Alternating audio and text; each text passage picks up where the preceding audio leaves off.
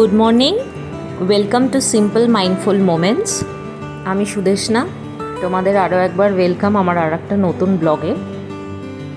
এটা মঙ্গলবার দিনের ব্লগ। সকালবেলা গোগল গিয়েছিল দিদার বাড়িতে, আর ওর বাবা চলে গিয়েছিল অফিস। তো আমি ঘরটা তাড়াতাড়ি করে গোছাচ্ছিলাম, কারণ মায়ের কাছে আমাকে যেতে হবে।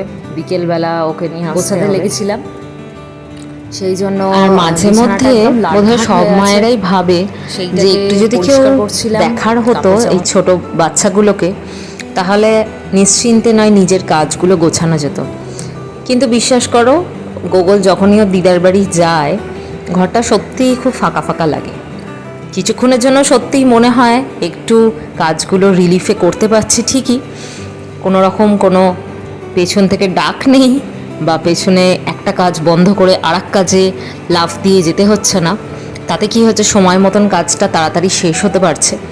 কিন্তু তাও মনটা যেন পড়ে থাকে গোগলেরই দিকে, কি করছে জানি। ও দিদার কাছে থাকলে কোনো রকম সমস্যা নেই, তাও ঘরে যখন না থাকে তখন যেন বড্ড ঘরটা ফাঁকা ফাঁকা লাগে।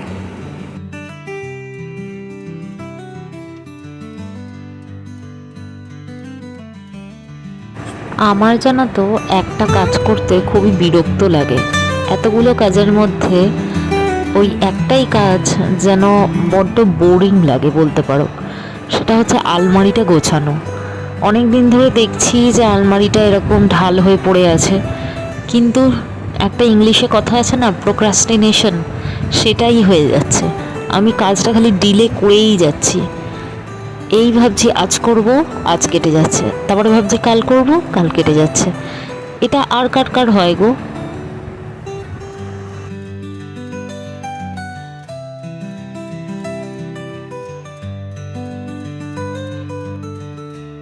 যাই হোক, যে জামাটা পরবো ওটা রেডি করে রেখেছিলাম। ভাবলাম স্নানটা করে তারপরে এই জামাটাই পরে একেবারে পুজোটা দিয়ে নেবো, তারপর বেরিয়ে যাব। কারণ অলরেডি তখন অনেকটা দেরি হয়ে গেছে। কাজের দিদি এলেন, উনি কাজ করে দিলেন, তারপরেই বেরিয়ে যাওয়ার প্ল্যানিং ছিল।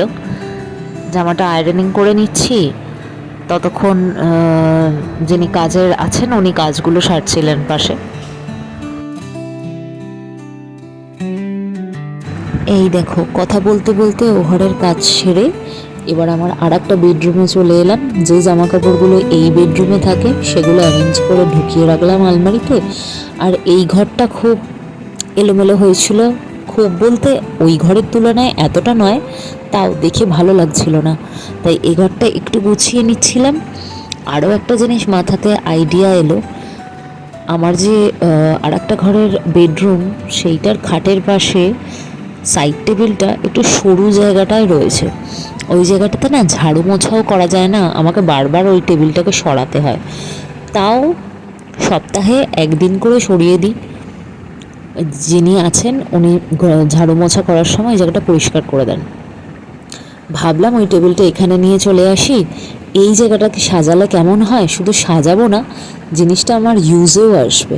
আর দেখো কেমন বেডরুমটা দেখতে অন্যরকম লাগছে না। শেষমেশ এই যে বেরিয়েছি, ঘরের সব কাজ করে কিছুটা সামাল দিয়ে বেরিয়েছি। এই যে পৌঁছে গোগলের কি আনন্দ আমাকে এতক্ষণ পর দেখে। দিদার বাড়ি আসা হয়েছে, গোগলের দিদার বাড়ি এসছি, আমার মায়ের বাড়িতে। তো এই বিকেলবেলা একটু রেস্ট নিলাম, রেস্ট নেওয়ার পরে এখন আবার ব্লগ করছি। একটু শুয়ে গেছিলাম, আসার পর লাঞ্চ করলাম এখানে। গোগলকে তো মারা সকালবেলা নিয়ে এসেছিল, সারাদিন আজ খেলা হয়েছে এখানে। এখন একটু বাদে বেরিয়ে দেখো খালি ওর বদমাইশিটা, ও এখন দিদার বাড়িই থাকবে, ও এখন জামা প্যান্ট পরবে না, রেডি হবে না। কিছুতেই কনভিন্স করতে পারছি না বাড়ি চলো, সে যাবে না। তারপরে গেছে মায়ের কিচেনে, যে গ্যাস টপটা আছে সেটার ওপর বায়না করে উঠে দাঁড়িয়েছে। অবশ্যই গ্যাসের সব বন্ধ ছিল। ও ওই ওপরে মায়েদের চিমনির লাইটটা দেখবে, নিজে সুইচ অন সুইচ অফ করতে চায়, আর রান্না করবে ওর ওপরে উঠে।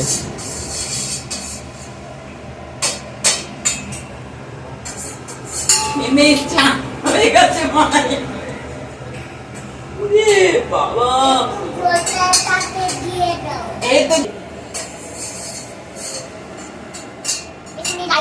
কোন লাইট জ্বলবে? ওই তো লাইট জ্বলছে। আর কি গান গাইবে? আর কি গান? কৃষ্ণ গান। হরি হরায় নমো কৃষ্ণ যাদবায় নমো যাদবায় মাধবায় কেশব যাদবায় মাধবায় কেশবায় নমো গোপাল শ্রী মদন মোহন হরি হরায় নমো কৃষ্ণ যাদবায় নমো যাদবায় মাধবায় কেশবায় নমো। আজ আসি, ভিডিওটা কেমন লাগলো অবশ্যই সাবস্ক্রাইব, কমেন্ট অ্যান্ড লাইক করো। বাই।